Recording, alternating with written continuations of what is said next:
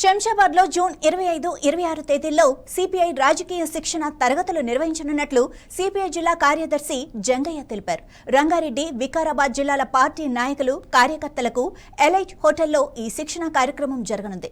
Party నిరంతరం ప్రజా సమస్యల పరిష్కారం కోసం పోరాడుతున్న ఏకైక పార్టీ సిపిఐ అని ఆయన అన్నారు. కేంద్ర రాష్ట్ర ప్రభుత్వాలు ఎన్నికల హామీలను అమలు చేయడంలో విఫలమయ్యాయని విమర్శించారు. ఓటు హక్కును దెబ్బతీసే ప్రయత్నాలు జరుగుతున్నాయని, ఓటు చోరీపై సిపిఐ పోరాడుతుందని తెలిపారు. బీజేపీ కేంద్ర ప్రభుత్వ విధానాలపై ఆయన తీవ్ర ఆరోపణలు చేశారు. రాజకీయ శిక్షణ తరగతులను విజయవంతం చేయాలని పార్టీ శ్రేణులకు పిలుపునిచ్చారు. నేటికి 12 సంవత్సరాలు పూర్తయిన వైపున ఆలోచించకుండా, అంతేకాకుండా ఇవాళ ఈ దేశంలో ఉన్నటువంటి ప్రభుత్వ రంగ సంస్థలన్నింటినీ ప్రైవేట్ పరం చేస్తూ ఆయన కవలపిల్లలైనటువంటి మోడీ కవలపిల్లలైనటువంటి ఆదాని అంబానీలకు ఇవాళ దేశ సంపదను, ప్రభుత్వ రంగ సంస్థలన్నింటినీ వాళ్ళకు అప్పజెప్తూ ఈ దేశ సంపదను మరింత దోసుకునే విధంగా ఇవాళ మోడీ ప్రభుత్వం వ్యవహరిస్తూ ఉంది.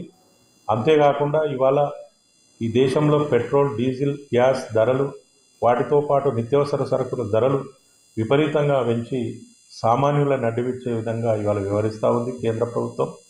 అట్లాగే మోడీ ప్రతి ఏటా 2 కోట్ల ఉద్యోగాలు ఇస్తున్నాడు నిరుద్యోగ యువతకు. ఇవాళ 1224 కోట్ల ఉద్యోగాలు ఎక్కడిచ్చారని చెప్పి నరేంద్ర మోడీ ప్రభుత్వాన్ని మేము ప్రశ్నిస్తూ ఉన్నాం.